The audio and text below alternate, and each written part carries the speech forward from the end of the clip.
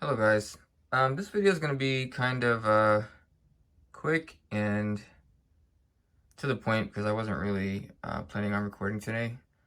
If you've seen any of my previous videos, you know that I have a front load LG washer, and I was just doing a little, not necessarily maintenance, but I wanted to calm the machine down when I have a less than ideal balance on a load. So I was refreshing the suspension rods, and I noticed over here on the left side that if you see when it's installed and the machine is vibrating, it's rubbing up against the drain hose.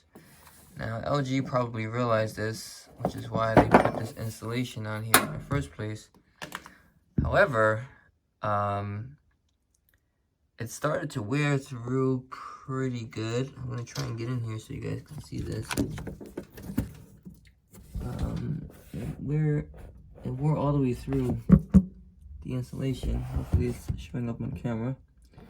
And I'm pretty sure that if I let this, stay how it was, I would eventually end up springing a pretty nasty leak when the drain pump was activated. So what I'm gonna end up doing is just loosening this clamp right here.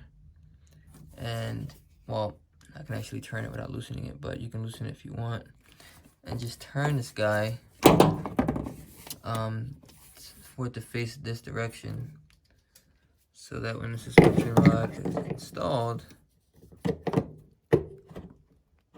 it is completely out of the way.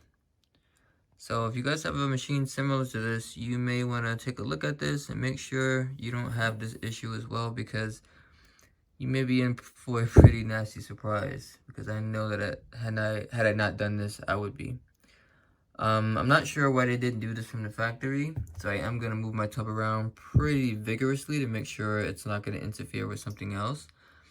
But yeah, I just thought I would share this while I was in here, and hopefully I can save someone a huge mess. Take care.